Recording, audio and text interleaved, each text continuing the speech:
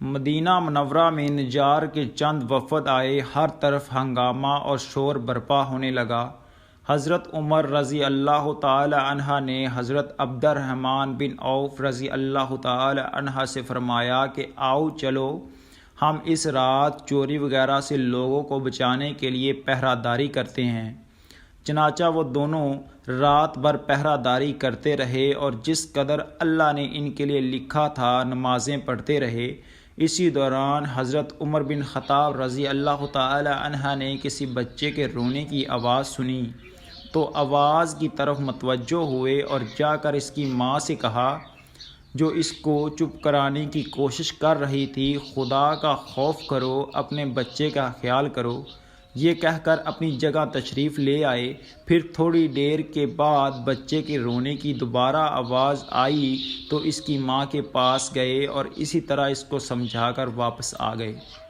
رات کے آخری حصے میں اس بچے کے رونے کی پھر آواز آئی تو حضرت عمر رضی اللہ تعالی عنہ اس بچے کی ماں کے پاس آئے اور سختی سے کہا کہ تیرا ناس ہو، لگتا ہے کہ تم بری ماں ہو، کیا بات ہے کہ تمہارا یہ بچہ ساری رات بے چین رہا؟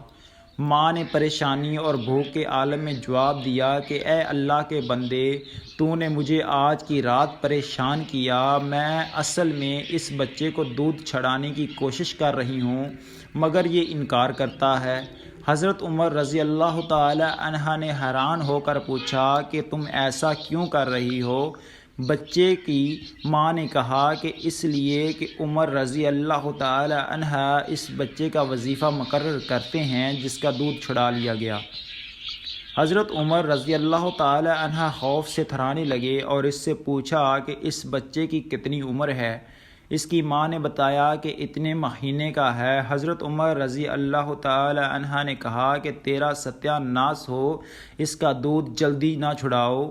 یہ کہہ کر حضرت عمر رضی اللہ تعالی عنہ واپس آ گئے اور فجر کی نماز پڑھائی تو لوگوں نے آپ رضی اللہ تعالی عنہ کی قرات کے دوران آہ و بگاڑ کا غلبہ محسوس کیا، اور جب اسلام پھیرا تو فرمایا کہ عمر رضی اللہ تعالی عنہ کے لیے تنگی ہو، مسلمانوں کے کتنے بچے مر گئے، اور اس کے بعد حالت اسلام میں پیدا ہونے والے ہر بچے کے لیے وظیفے کا حکم جاری فرمایا اور تمام علاقوں میں یہ فرمان نامہ لکھ کر بھیج دیا۔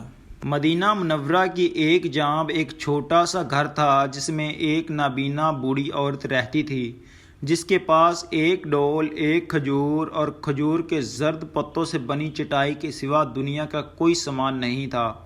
حضرت عمر بن خطاب رضی اللہ تعالی عنہ ہر شب اس عورت کی خبر گیری کیا کرتے تھے، اس کے لیے پانی کا انتظام کرتے اور اس کی حالت سنوارتے، اور اس بات کو ایک عرصہ بیت گیا۔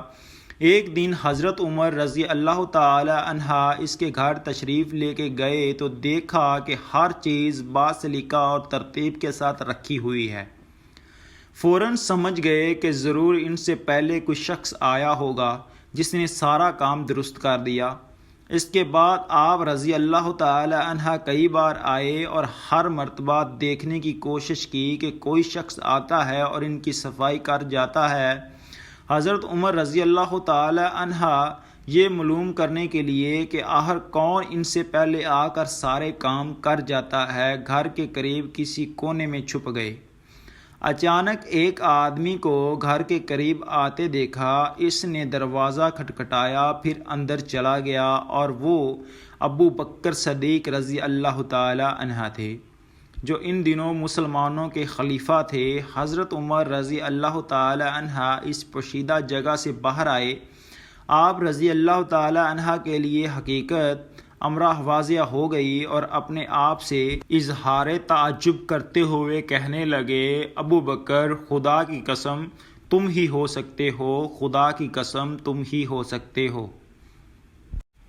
حضرت موسیٰ علیہ السلام کے زمانے میں ایک شخص ایسا تھا جو اپنی توبہ پر کبھی ثابت قدم نہیں رہتا تھا۔ جب بھی وہ توبہ کرتا تو اسے توڑ دیتا، یہاں تک کہ اسے اس حال میں 20 سال گزر گئے۔ اللہ تعالیٰ نے حضرت موسیٰ علیہ السلام کی طرف وحی کی کہ میرے اس بندے سے کہہ دو میں تجھ سے سخت ناراض ہوں۔ جب حضرت موسیٰ علیہ السلام نے اس آدمی کو اللہ کا پیغام دیا تو وہ بہت غمگین ہوا اور جنگلوں کی طرف نکل گیا۔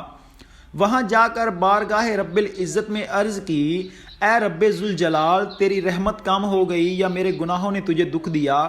تیری بخشش کے خزانے ختم ہو گئے یا بندوں پر تیری نگاہ کرم نہیں رہی؟ تیرے عفو در گزر سے کون سا گناہ بڑا ہے؟ تو کریم ہے، میں بخیل ہوں، کیا میرا بخل تیرے کرم پر غالب آ گیا؟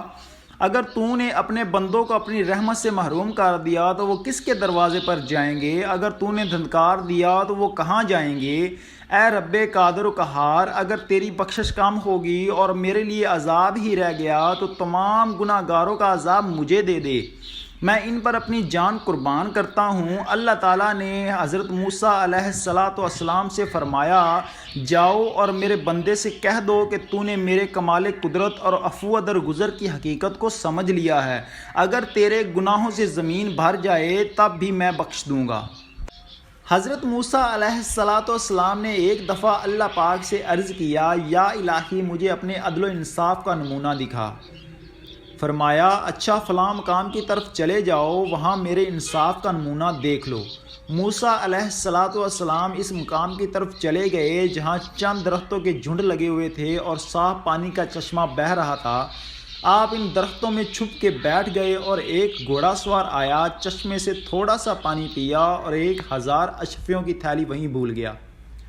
اتنے میں ایک کمسن لڑکا آیا اور وہ تھیلی اٹھا کر چلتا بنا، اور اس کے بعد ایک اندھا شخص آیا اور چشمے سے وضو کرنے لگا، مگر ادھر سوار جب تھوڑی دور پہنچا تو اسے تھیلی یاد آئی تو وہ فوراً پلٹ کر چشمے پر آیا اور اندھے سے پوچھا۔ اس نے کہا، مجھے کوئی خبر نہیں، میں نے کوئی تھیلی نہیں اٹھائی۔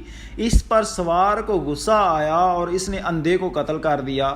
موسیٰ علیہ السلام سب ماجرا دیکھ رہے تھے۔ اللہ نے وحی بھیجی کہ موسیٰ، تعجب کی کوئی بات نہیں، کمسن لڑکے نے اپنا حصہ پا لیا، کیونکہ گھوڑے سوار نے اس لڑکے کے باپ سے 1000 اشرفیاں ظلماً چھینی تھیں، اور اندھے نے سوار کے باپ کو ناحق قتل کر ڈالا تھا، تو ایک حق دار کو حق مل گیا۔